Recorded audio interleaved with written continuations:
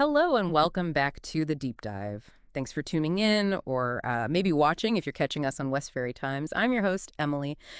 Today we're strapping in really for a look at the future of getting around here in the UK. It feels like things are moving fast. And guiding us through all this change, this potentially revolutionary landscape, is Dr. Liam Harris. He's a leading transport futurist, an automotive engineer, someone who's been right in the middle of these shifts for years. Welcome to the show. Emily, it's great to be here. Yeah. Always exciting to talk about this stuff. So today, we're diving deep into how transport might look in the UK. Not too far down the road, we're really focusing on two big things. The electric transition, which is definitely happening now, and then that world of autonomous vehicles, which still feels a bit more, future-y. On the horizon, perhaps. Right. And what's pushing all this, it seems like a mix, doesn't it? The big one, climate change, obviously, but also just the headache of city traffic, wanting cleaner air. And, technology just keeps marching on. But it struck me, preparing for this, it's not just about fancy new cars or pods, is it? It feels bigger. Oh, absolutely. It's fundamentally about sustainability, yes, but also accessibility and, just improving day-to-day life, quality of life. Quality of life, exactly. Okay. Think of it like, necessity meeting opportunity. That's a good way to put it. The pressure's definitely there. Climate, congestion, air quality. But the tech is offering real solutions, or at least potential ones. Okay, so let's set the scene a bit more. Why now?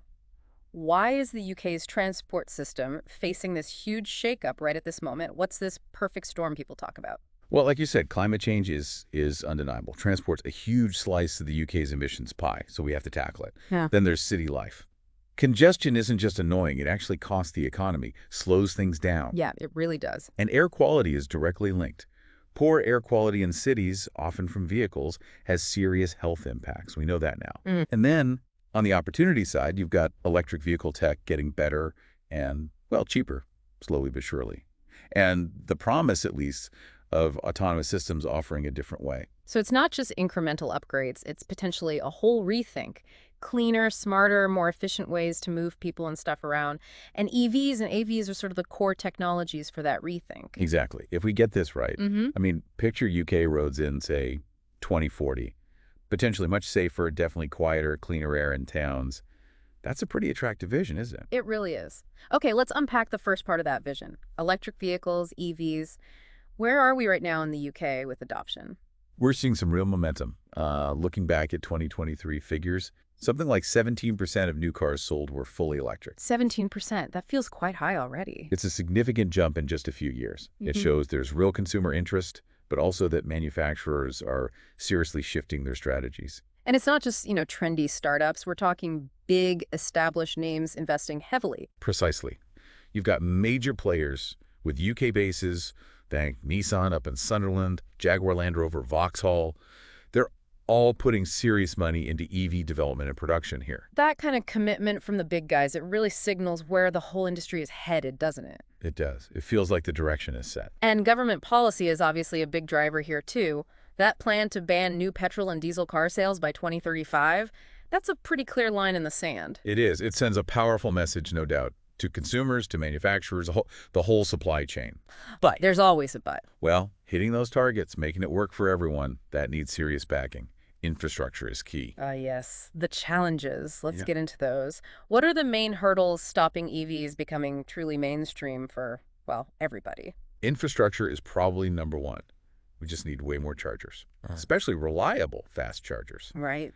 And crucially, they need to be everywhere, not just on motorways or in city centers. Think rural areas. Think about people living in flats with no driveway for home charging. That's a massive group. That on-street charging issue or charging in apartment blocks seems like a really tough nut to crack. It really is. Then there's the grid itself. The national electricity grid needs significant upgrades to handle all that extra demand when millions of cars are plugging in. Right. You can't just add millions of electric cars without beefing up the power supply. Exactly. And finally, let's be honest, cost. The upfront purchase price of an EV is still a barrier for many people. So things like government incentives, grants, supportive policies, they're still going to be really important to make them affordable for more households. So charging access, grid capacity, and affordability. It's quite a list. It is. They're all interconnected too. Okay, but on the plus side, The technology itself isn't standing still, right? What about batteries? Are they getting better? Oh, definitely. Battery tech is moving really fast. We're seeing steady improvements in range, how far you can go on one charge. That addresses range anxiety, which has been a big concern. Yeah, that's always the first question people ask. Exactly.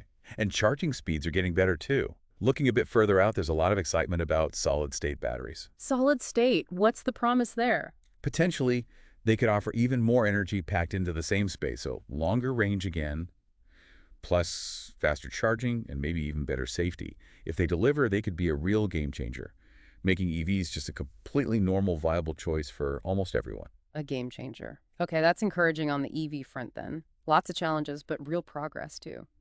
Let's shift gears now to the other big piece. Autonomous vehicles, or AVs.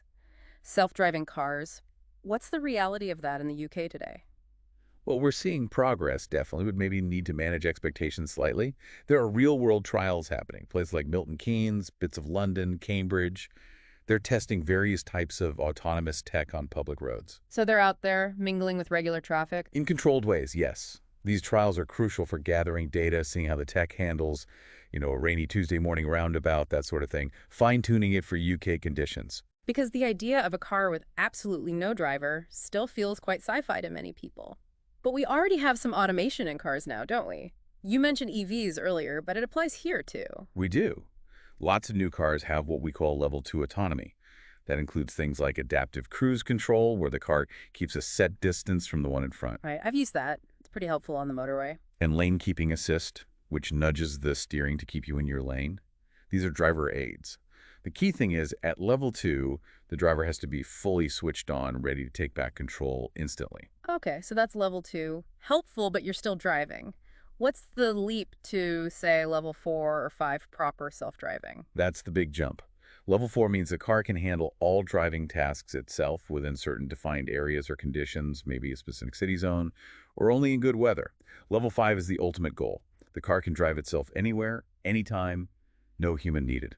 And how far off are levels 4 and 5 for regular people on UK roads? Honestly, still several years away for widespread unrestricted use. The tech is getting cleverer, but there are some major hurdles still to overcome. What are those main roadblocks then? What's holding back the robot taxis? Well, first up is regulation and liability. If a self-driving car has an accident, who's responsible? The owner, the manufacturer, the software company. We need clear laws for that. That sounds like a legal minefield. It is.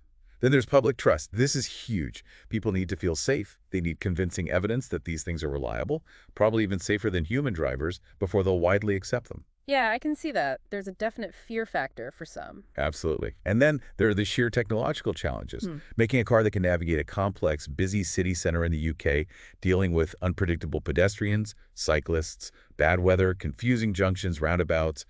It's incredibly difficult. Much harder than, say, cruising on a straight, sunny Californian highway. So, UK roads are a particularly tough test case. You could say that, yes. The variability is immense. And public opinion does seem really split, doesn't it? Some people are excited, others are genuinely worried. How vital is getting the public on board? It's fundamental. You can have the best tech in the world, but if people don't trust it or want it, it won't take off. So education is key. Being transparent about safety testing, explaining the potential benefits clearly, it's all part of building that acceptance. It feels like these changes, both EVs and AVs, go way beyond just the cars themselves. They could really shake up society, couldn't they? What about jobs, for instance? And our cities? The societal shifts could be massive, yes. On the jobs front, there's understandable concern about roles like taxi drivers, lorry drivers, delivery drivers. If vehicles become fully autonomous, those jobs could be displaced. That's a significant number of people. It is. But on the flip side, new jobs will likely emerge. Managing large fleets of AVs, developing the software, maintaining the sensors and systems, building the supporting infrastructure.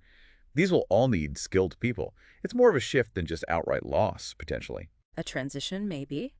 And what about how our towns and cities look and feel? This is where it gets really interesting. If AVs are efficient, shared, and perhaps electric, maybe we don't need as much space dedicated to cars. Think about parking. Oh, yeah. Less need for multi-story car parks or even on-street parking. Exactly. Imagine reclaiming some of that space. You could have wider pavements, more parks, dedicated cycle lanes, maybe outdoor cafes. It could make cities much more human-centered, potentially quieter and safer too.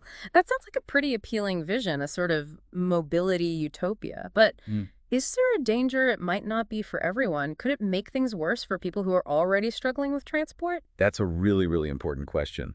Equity is crucial. There's a definite risk of creating a two-tier system if we're not careful, where, affluent areas get all the shiny new autonomous pods and efficient services, while other areas are left behind. So, how do we avoid that? It needs deliberate planning and policy, ensuring these new services are accessible and affordable for everyone, regardless of income or where they live. Thinking about integrating them with existing public transport. We need to make sure we don't widen the transport gap. Okay. And all of this huge transition, is happening while the UK is trying to hit net zero climate targets. How crucial is getting transport right for meeting those goals? Oh, it's absolutely fundamental. Transport is such a big source of emissions. Decarbonizing how we move is non-negotiable if the UK is serious about net zero.